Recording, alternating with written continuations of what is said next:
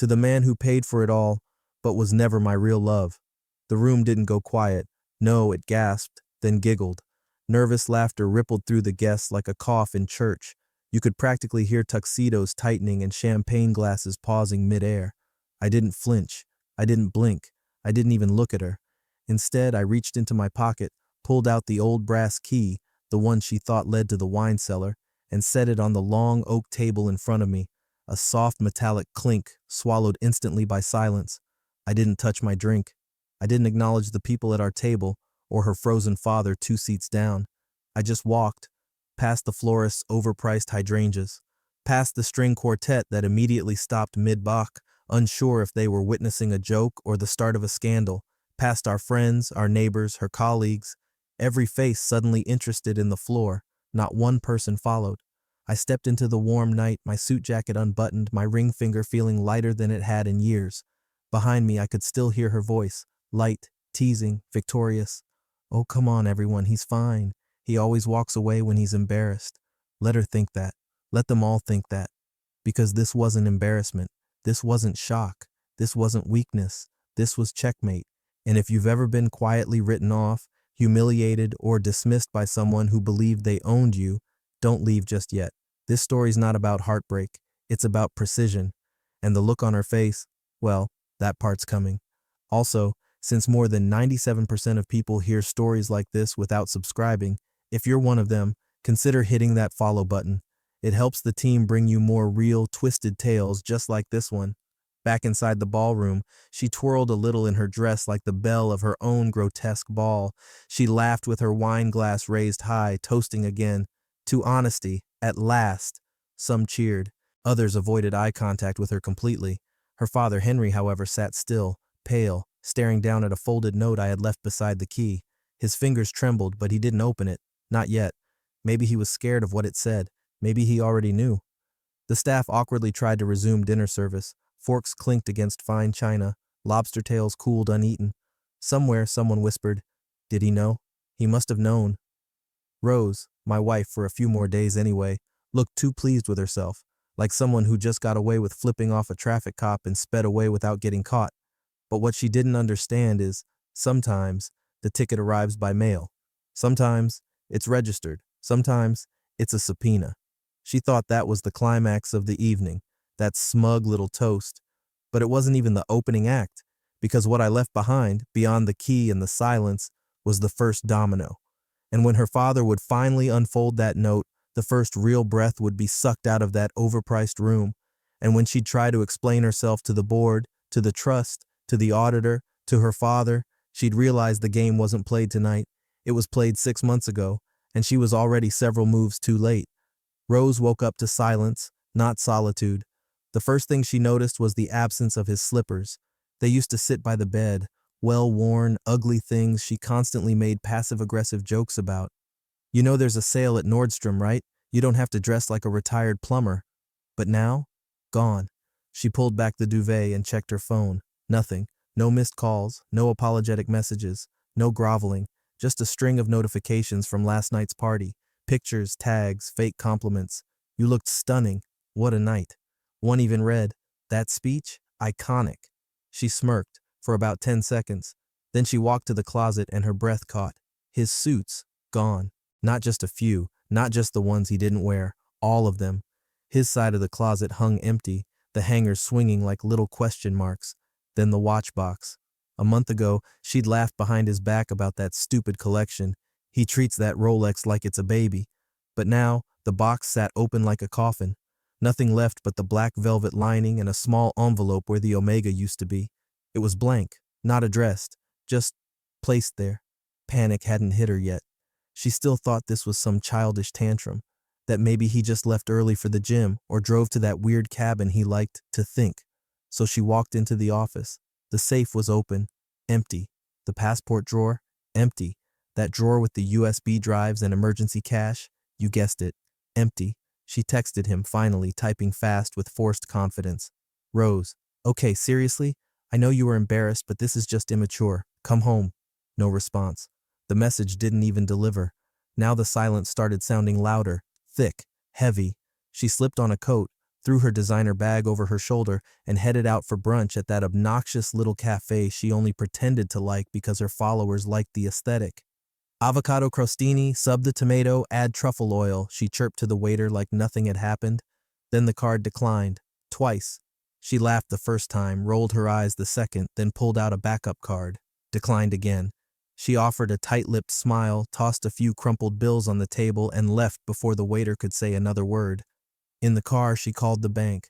"Hi, yes, there seems to be some mistake. My cards are not working and I'm—" "Ma'am," the rep interrupted gently, "your joint account was frozen as of this morning at 7:14 a.m.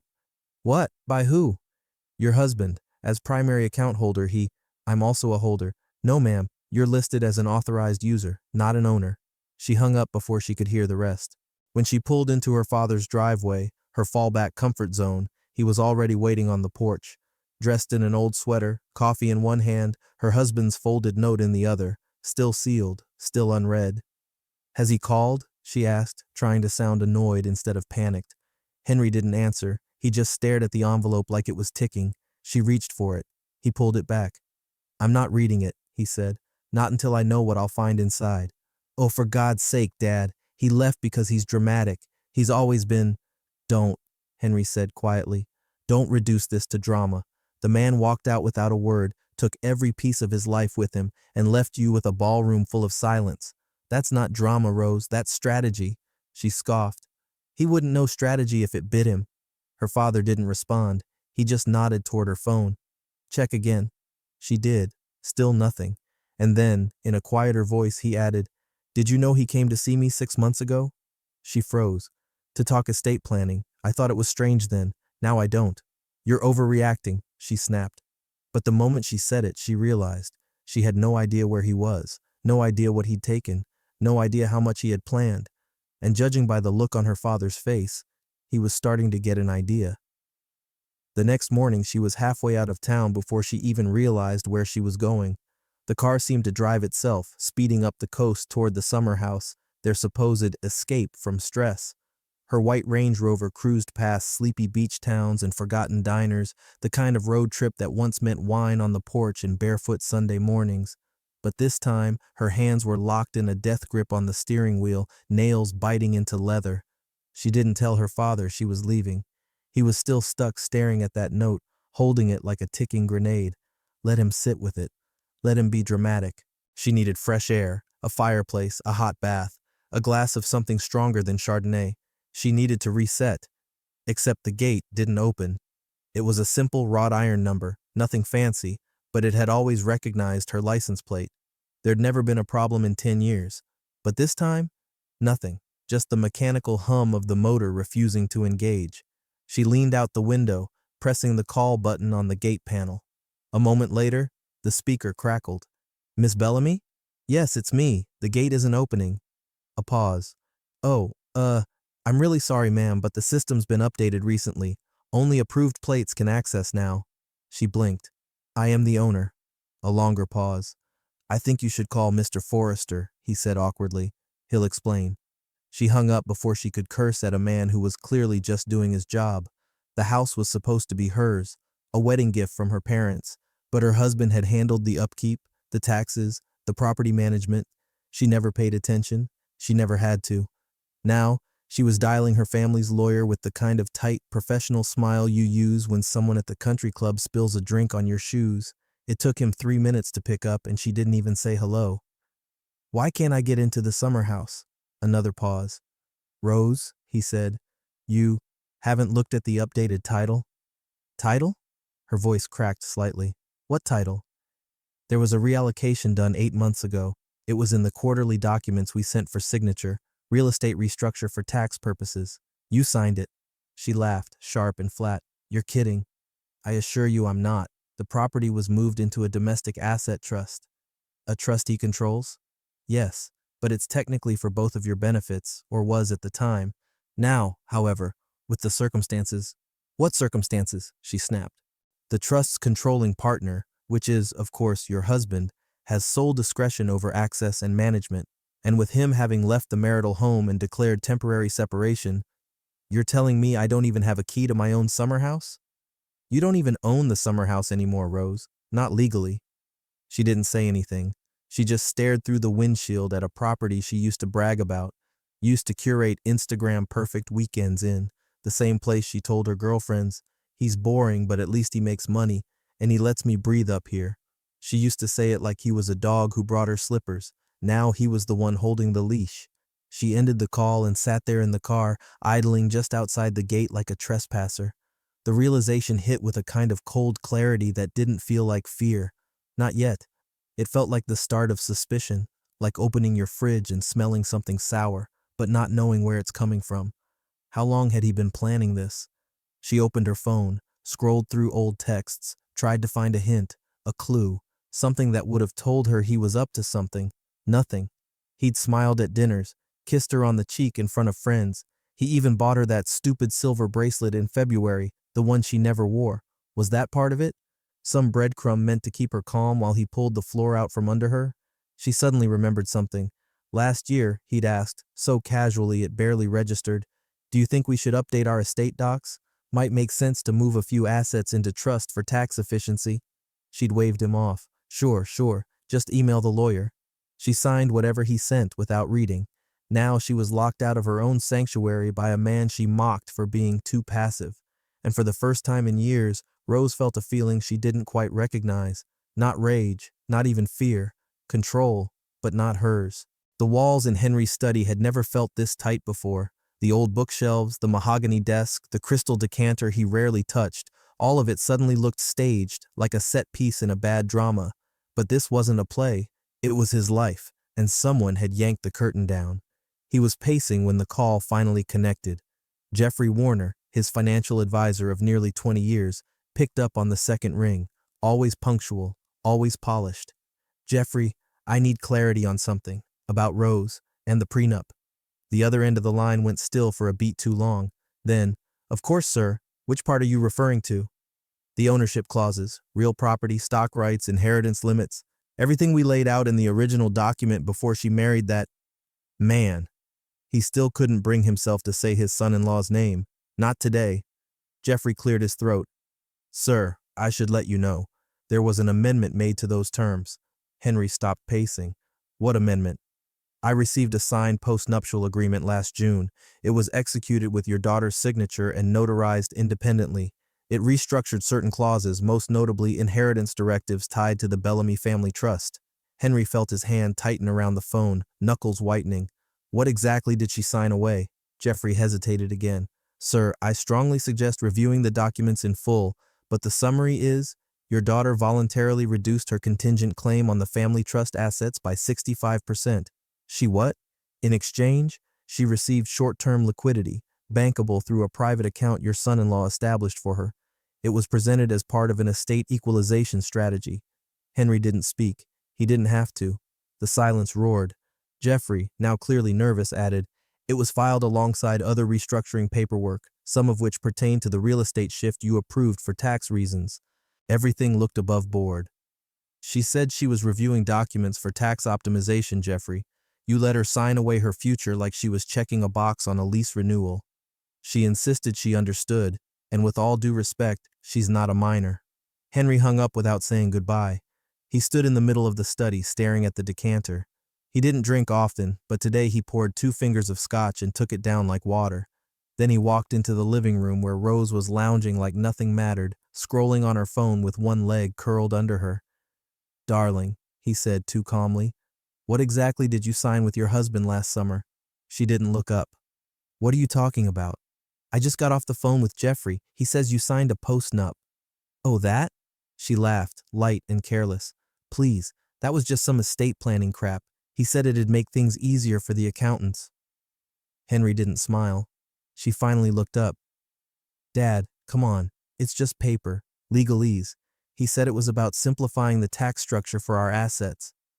He walked to the fireplace and picked up the thick envelope Jeffrey had couriered months ago, one of many she'd shoved in a drawer, trusting that her husband would handle it. He held it out. "Do you remember reading a single page of this?" "Of course not. I don't speak fluent boring, Dad. You raised me for better things." "I raised you for responsibility, Rose." "Oh, please. He probably tricked me. He's sneaky like that, all quiet and clever and unimpressive until he isn't. But you'd love that, wouldn't you? Finally a reason to say I messed up. He didn't answer. He opened the envelope and pulled out the signature page. Her initials were on every clause, sloppy, rushed, like someone blindly authorizing a software update. She reached for the papers, annoyed now. You're making too big a deal out of this. No, Henry said. You didn't make a big enough deal out of this. She frowned. Why do you care so much? It's not like you ever liked him. I didn't. But he understood value, and now he holds most of yours. That finally shut her up. He turned away, setting the documents down gently like they might explode. You didn't just walk into a trap, Rose. You ran into it, eyes closed, holding a pen. And worse, you signed away our legacy without even blinking.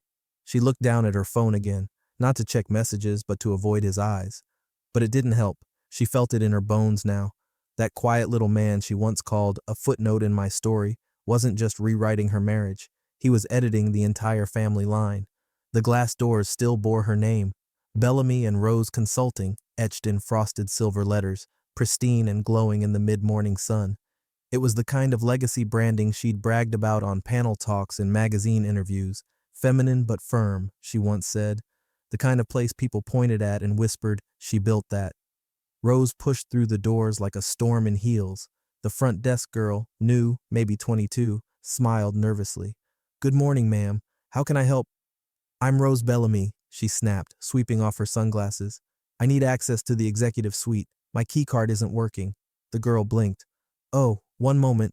She tapped something on her screen, glanced down, froze. I'm so sorry, she said, voice suddenly tighter. The system says this location is no longer affiliated with Bellamy and Rose.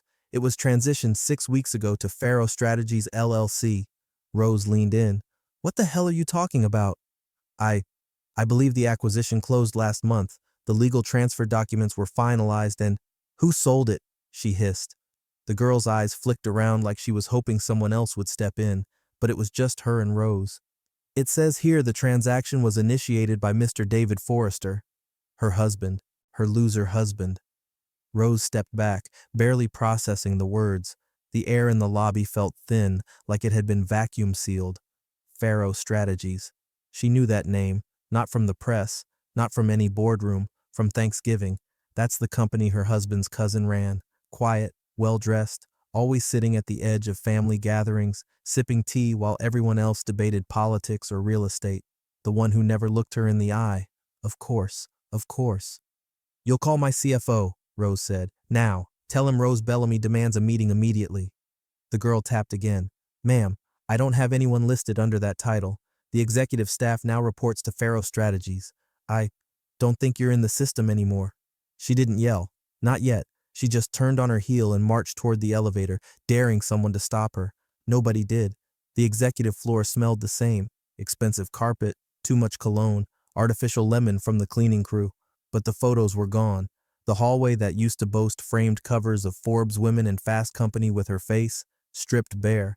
In their place were minimal modern art prints. Cool, detached, like the people who now ran the place. She stormed into the boardroom like a hurricane with a law degree, except no one was there, just an assistant sitting quietly at a desk, typing. I need the books, Rose demanded. Financials, client rosters, licensing contracts. I'm not playing games. The assistant barely looked up. Do you have an appointment? I am the appointment, she barked. Another pause. Ma'am, the woman said carefully, you're not listed as a board member anymore. In fact, according to the new governance structure, you're classified as a former stakeholder with no current access to operational or financial records. Rose's mouth opened. Nothing came out. You'll need to go through the firm's legal counsel if you have documentation to dispute that. I founded this company, she whispered, almost to herself. The assistant nodded politely. The filing shows the LLC was dissolved and absorbed. Legally, Bellamy and Rose no longer exists. That was when the rage started shaking her hands. She turned and stormed into what used to be her office, where she'd held meetings with investors, styled photo shoots, signed partnerships with a glass of Veuve in one hand. Now the door bore no name, just a room, generic, soulless. Inside there was a new desk, new chair, no photos, no trace of her. Even the signature orchid she kept on the windowsill was gone. Rose walked out without a word. Back in the elevator, she finally allowed her knees to buckle slightly. Not all the way, just enough to feel it, the first collapse. Because it wasn't just betrayal anymore. It wasn't just silence or strategy or even revenge. It was eradication. He hadn't taken the company from her. He'd deleted it, like it was a file on his laptop he no longer needed. And worst of all, no one in the building looked surprised. The dinner was supposed to be damage control. Rose stood in the center of her marble kitchen, surrounded by catered trays of cedar plank salmon, saffron risotto, duck pâté, $2,000 of gilt-plated delicacies, and stared at her phone. The invitations had gone out 3 days ago, personal handwritten texts to 10 of her closest friends. No PR spin, no publicists, just Rose, returning to her roots. Let's reconnect, girls only, wine and truth. 0 RSVPs, not even a polite lie. She checked the time again, 7:58 p.m. She had lit the candles, dimmed the lights, staged fresh flowers around the room to match the chilled Puy de Fuis. The playlist was curated down to the song, French jazz, nostalgic but not desperate. She even wore the silk top she once joked made her look too rich to be cheated on. 8:10, still nothing. At 8:17, she sent out a casual message. Rose, hey ladies, running late or already sipping cocktails without me? Silence. At 8:34, she sent another. Rose, everything okay? Text me if something came up. Still nothing. She opened Instagram, scrolled. One story from Camilla, at home in pajamas, a glass of wine, and a dog snuggled beside her. Caption, peace is declining drama in real time. Rose blinked. The wine bottle she'd opened now looked like an insult. She turned off the music. At 9:03, she poured the salmon into the trash, one fillet at a time. It wasn't just silence anymore. It was avoidance. She'd seen this before, when someone in the friend group got caught cheating, stealing, or saying something unforgivable on a hot mic, the quiet quarantine, the refusal to be seen near the fallout. But this was her, Rose Bellamy. She'd built people's platforms, hosted charity galas, funded half the group's trips to Ibiza. They owed her loyalty. And yet, at 9:17 p.m., she got her first message of the night. Emma, hey, I don't want to be rude, but did you really say that at the anniversary? Just 6 words. Did you really say that? She didn't reply. She just set the phone down and walked into the living room like it was foreign terrain. The untouched cheese board sat on the lucite coffee table like a joke. Her reflection in the glass looked distorted, eyes too wide, shoulders too high. She poured herself a glass of the expensive wine, took one sip, spat it out. Something was wrong, not just with the friendships, not just with the business, with the timing. It had all crumbled too quickly, too precisely. No chaos, just surgical removal. She climbed into her car and drove back to her father's house. The driveway was dark, no lights on, but she knew he was inside. She didn't knock. He was in the den, seated in his chair, staring at the fireplace like the flames might explain something the rest of the world couldn't. He didn't say hello. He didn't move. He just held out the envelope, same one, still sealed. Her fingers hovered over it. Someone leaked it, she said. He didn't answer. My friends are ghosting me. The banks blocked my account. The boardrooms are empty. I threw a dinner party tonight and not one person showed. Nothing. Dad. I didn't leak the note, Rose. But someone did. He looked at her then, slowly. Maybe he didn't need to leak it. Maybe the world's just catching up to what's been true for a while. She stared at the envelope. You still haven't opened it? I don't need to, he said. Whatever's in there, it's a record, not a revelation. I didn't mean what I said at the party, she muttered. Then why did you say it? She didn't have an answer. He handed the envelope to her again. She took it, held it like a dead bird, still warm in her hands, still capable of ruining her life the moment it opened. I'll read it when I'm ready, she whispered. Her father stood. So will everyone else, Rose. That's what you don't understand. He doesn't need to chase revenge. He just made it readable. Outside, her phone buzzed. Another message. Lila. Wait, is it true he left you with nothing? She didn't respond, because that part wasn't even the worst yet. The envelope was softer now. It had passed between hands like a cursed relic, her husband's, her father's, now hers. It sat on the edge of her vanity, taunting her every morning, every night like a silent witness. She'd tucked it under silk scarves, stuffed it into drawers, pretended it didn't exist. But it always came back. She opened it at 3:07 a.m., the hour of insomnia, when lies run out of oxygen and the truth starts pounding like a headache. She didn't light a candle, didn't pour wine, just turned on the bathroom mirror light, cold and unforgiving, and sat down with the envelope in her lap like she was about to read her own eulogy. No preamble, no dear Rose, just dates, just moments, each one like a nail. October 12th. You joked about poisoning my soup in front of your friends. You said it while laughing. No one else did. November 3rd.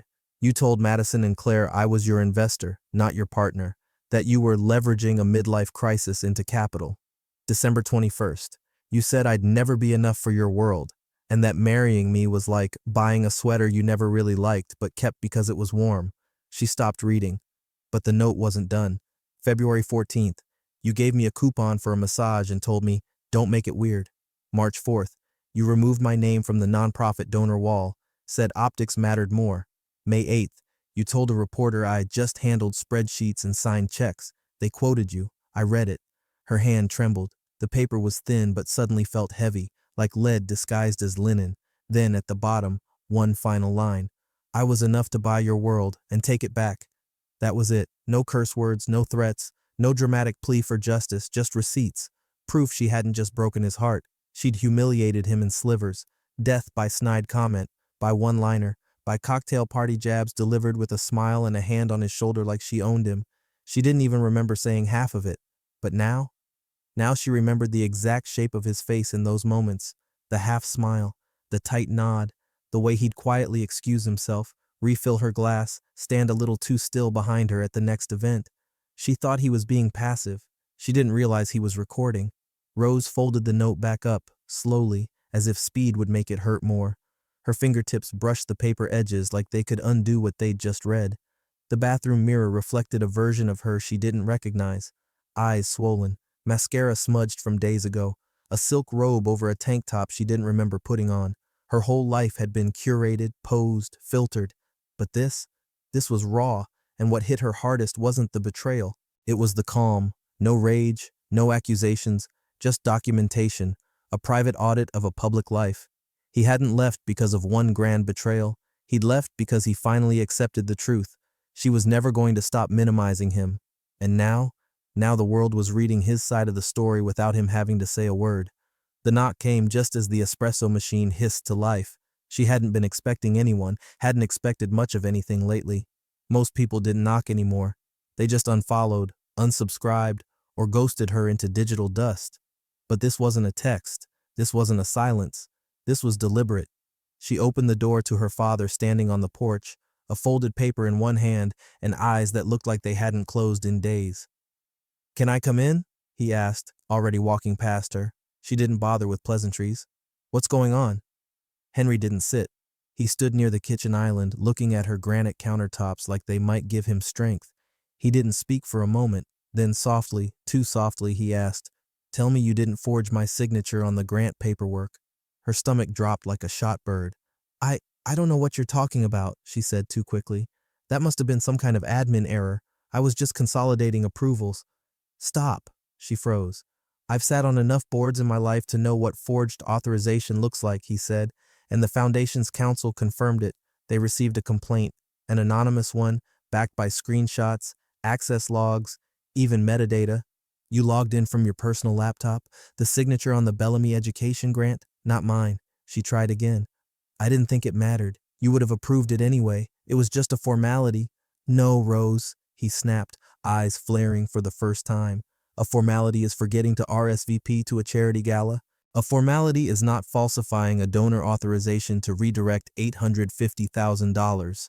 She laughed nervously, hands raised like she could rewind the room. It wasn't stealing.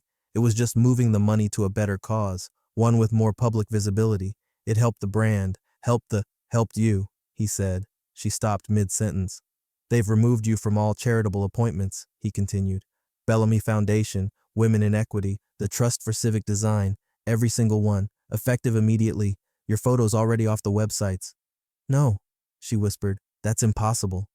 "It's not. But I've been building those brands. I'm the one who raised visibility, who ran the socials, brought in the donors, made the press rounds." "And what did you do with that visibility?" he asked. "You used it to turn our name into a punchline." She flinched. He placed the folded complaint packet on the counter and tapped it with one finger. "This is what I built my name on. Trust. I may be old-fashioned, but I believed in dignity, in stewardship, and you forged your own father's signature because a foundation gala didn't want you in the center of the photo." It was one form. It was a betrayal. Rose tried to find a new angle, some leverage, some excuse, but all that came out was a hollow defense. You've always resented my ambition. He stared at her like she'd just spoken in a language he didn't recognize. I've always feared your ambition, he corrected, because it never had brakes, only mirrors. She opened her mouth again. Nothing came. You didn't just blow up your marriage, he said, stepping back. You took down 30 years of quiet credibility and soaked it in gasoline. I didn't know it would. Of course you didn't, because you never read the fine print, not in business, not in love, not even in blood. His voice cracked at the end, just slightly, enough to land. Rose, he said, and his words felt final, like a benediction spoken backward. You've turned my name into ash. Then he walked out. No hug, no forgiveness, no offer to clean up the mess, just the sound of a father, once proud, once patient, slipping into the past tense. And Rose? She didn't follow, because for the first time she couldn't tell which door was still open. It started with the Amex, declined at the airport lounge in front of a hostess she once tipped with $100 bills, just because. Rose had chalked it up to a glitch, some internal banking hiccup. It happens. She smiled tightly, pulled out another card, declined again. The hostess blinked, unsure whether to apologize or pretend it wasn't happening. Try it again, Rose said, voice brittle. The third card failed too. By the time she made it back to the car, a black SUV she'd barely driven but posted about relentlessly, her phone buzzed with a fraud alert. Not from her bank, but from her credit monitoring app. Notice, your credit score has dropped 114 points. Review your accounts for recent changes. She sat in the driver's seat for 10 minutes without moving. The leather felt cold, foreign. She looked around, realizing for the first time that none of the paperwork for the car was in her name. It had always been his thing. He handled the leases, the insurance, the servicing. Let me worry about it, he used to say. She hated how often she let him. When she finally turned the key, nothing. The dashboard flashed red, then black, then a message she'd never seen before. Vehicle disabled, contact lesser. She blinked, tried again, same message. It was towed 2 hours later, silently, as she stood helpless in a now unfamiliar airport parking lot, watching her life pull away one wheel rotation at a time. The concierge at her building didn't make eye contact when she arrived back at the penthouse. The elevator required a new key card, one she no longer had. The front desk made a call, whispered something into the phone, then told her gently, "There's an audit pending, Miss Bellamy. We've been instructed to suspend access until it clears." She laughed, a sharp, breathless laugh. Audit? On what grounds?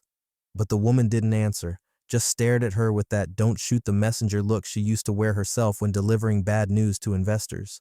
Rose took the stairs, 33 flights, just to prove she could. When she got to the door, her key didn't work. She kicked it, hard. No one answered. Inside, maybe someone was packing her life into boxes. Maybe the audit wasn't about tax errors or suspicious activity. Maybe it was about ownership. And maybe, just maybe, she had nothing left to audit. She called his number, the one she'd memorized years ago. It rang once, then a voice. "This number is no longer in service." She tried another. His old assistant, no answer. Another. His cousin's firm, voicemail. Every bridge, every contact, every thread back to him. Cut. At first, she panicked, opened her laptop, tried to log into her personal accounts. Miles programs, fashion memberships, lounge subscriptions, access denied, account suspended, no record found. Even her email had a warning banner now. "Your subscription has lapsed. Please renew your identity verification." She stared at the screen, watched her own digital existence unravel like a sweater pulled from the wrong end. Then the letters came, registered mail, stacked at the front desk. One by one, they arrived. Notice of termination, notice of eviction, notice of transfer of ownership. Each one cold, clinical, precise, each one bearing her name not as a resident or a partner or a stakeholder, but as a former everything. Rose laid them out across the marble kitchen counter of her father's guest house like cards from a rigged deck. No one had to scream, no one had to drag her to court or humiliate her on television. She wasn't being punished. She was being removed, erased from systems, from signatures, from access lists, from memory, quietly, elegantly, completely. The way he used to erase typos in their business drafts, without red ink, without fanfare, just gone. And as she stood there, surrounded by silence and letters and denial slips, it hit her. He hadn't left her with nothing. He'd just taken back what was his. And what terrified her wasn't how much she'd lost. It was how little had ever been hers to begin with. The room was smaller than expected, no chandeliers, no velvet chairs, just a long mahogany table surrounded by silence, the kind of silence that feels like it's waiting to pronounce a sentence.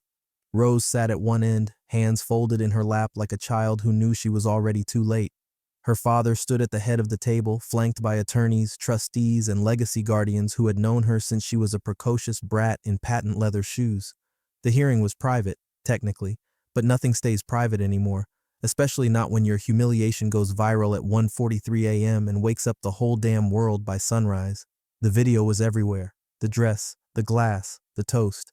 To the man who paid for it all, but was never my real love. On loop, in reels, in GIFs, with captions like "Queen behavior" and "Get it, girl." Only those posts aged faster than milk. By morning, the narrative had shifted. The man she humiliated just walked away, and apparently took everything with him. A trustee cleared his throat. Before we begin, we'd like to enter into record the following legal statement, filed 3 weeks prior to the event in question. Her father took the document in trembling hands, thick stock paper bound with a ribbon, old school, intentional. He began to read aloud. In accordance with Section 14C of the Bellamy-Forrester Prenuptial Agreement, any event of public defamation or reputational harm, including but not limited to slander, recorded humiliation, or character disparagement in a public or semi-public forum, shall trigger immediate dissolution of joint holdings and forfeiture of contingent claims by the offending party. He paused. Due to the events of redacted, hereafter referred to as the toast, the triggering clause has been activated. The resulting action renders Miss Rose Bellamy's entitlement to all marital and family-linked assets null and void. A beat of silence. Rose felt her lungs shrink. Her father kept reading, but now his voice wavered. Furthermore, the properties, trusts, shares, and residual holdings tied to the Forrester estate shall revert to original ownership, as filed under Restructuring Order 6D, executed in June of this year. He stopped again, blinked, then he looked at her, directly. "Rose," he said, voice lower, rawer, "tell me you didn't know." But he already knew the answer. Everyone in the room did. She opened her mouth, but nothing came out. Because in the corner of the table, an iPad sat playing the video on mute, looping that same damn scene. Her face lit by chandeliers, eyes gleaming, voice clear. To the man who paid for it all, but was never my real love. And then, he entered, not grandly, not to make a point. He just walked in through the side door, quiet, undistracting, like he was coming home from a long day of errands. A simple gray suit, no tie, hands in his pockets. He didn't look at anyone except the lawyer, who nodded in acknowledgement. But Rose saw him, her breath caught. He didn't look smug, or victorious, or broken. He looked free, and that's what shattered her. "Why?" she whispered, voice barely audible. He turned to her, calm, detached, kind even. "Because I was never your real love, Rose," he said. "Just your reflection." A pause. "I left," he added, "and took the mirror with me." Then he turned away, not to leave, not just yet, but because there was nothing more to say. The trustee marked the record closed. Her father sat down heavily, rubbing his temples like he'd just read a death certificate. Rose stared at the polished table in front of her. In the reflection, her face looked older, smaller, less composed, like the real version of herself had finally surfaced, and was horrified by what she saw. No one consoled her, no one touched her hand, no one interrupted the silence, because in that room, everyone understood something she'd spent a lifetime ignoring. It's not revenge when the truth does the work for you. And when you toast to ghosts, don't be surprised when they answer.